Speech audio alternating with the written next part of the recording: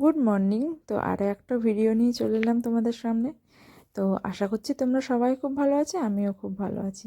পৌষ মাস তো পড়েই গেছে, তাই মা এখানে সরু চিকুলির পিঠেটা বানিয়েছিল, আর এটা ছিল খেজুরের গুড়।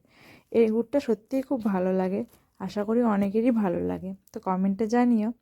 তারপরে আমরা ব্রেকফাস্ট করে দুজনে মিলে বেরিয়ে গেলাম বাজারের জন্য। বাজারে থেকে সবজি আনা ছিল না কিছুই, তাই সবজি আনতে গেলাম। দেখো ওখানে লাউগুলো খুব সুন্দর লাগছিল।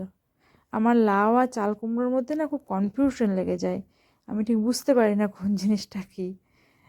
এটা আমি ভুল না ঠিক বললাম সেটাও আমি এখনও জানি না, যদি ভুল বলে থাকি তাহলে তার জন্য কেউ কমেন্টে আমাকে ঠিকটা বলে দিও। তো এখান থেকে এই সবজি এনেছিলাম।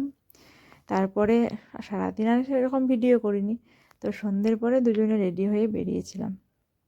আর বেরিয়েই দেখো এই জিনিসটা না খুব দেখতে আমার ভালো লাগে। এখানে আসার পর আমি যখনই যাই এই জিনিসটা দেখি, আজকে ভিডিও করলাম। তো এই দেখো আমি টুপি পরি কিন্তু আমার বরের কানে ঠান্ডা লাগে না।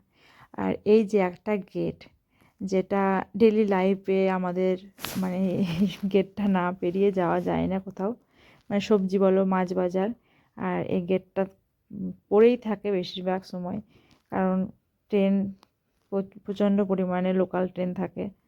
তারপরে আমরা মাছ বাজার থেকে মাছ নিয়ে নিলাম। আর এই দেখো মিও আমরেকে খুব সুন্দর করে সাজিয়েছে, বড়দিনের মানে আসছে বড়দিন 25 ডিসেম্বর, তার জন্য খুব সুন্দর করে সাজিয়েছে। তো তার সামনেই ছিল ফুচকা, তা আমি ওখানে দাঁড়িয়ে ভিডিও করছিলাম। আর শরীরটা ভালো ছিল না, তো আমি ফুচকা খাইনি, মানে খাইনি বলবো না, আমার বর খাচ্ছিল, ওখান থেকে আমি দুটো জাস্ট খেয়েছিলাম। আর এই দেখো আমার বর ফুচকা খেতে খুব ভালোবাসে, ওইখানে ফুচকা খাচ্ছিল আর আমি এদিকে ভিডিও করছিলাম। তো আবার ফেরার সময় দেখো এটা আমি আরও কাছ থেকে ভিডিও করেছিলাম। যাওয়ার সময় এটা গাড়িতে চেপেছিলাম, ভিডিওটা খুব ভালো করে করা হয়নি।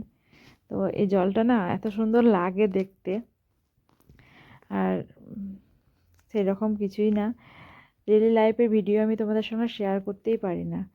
তো অনেক দিন পর আবার একটা ভিডিও শেয়ার করলাম।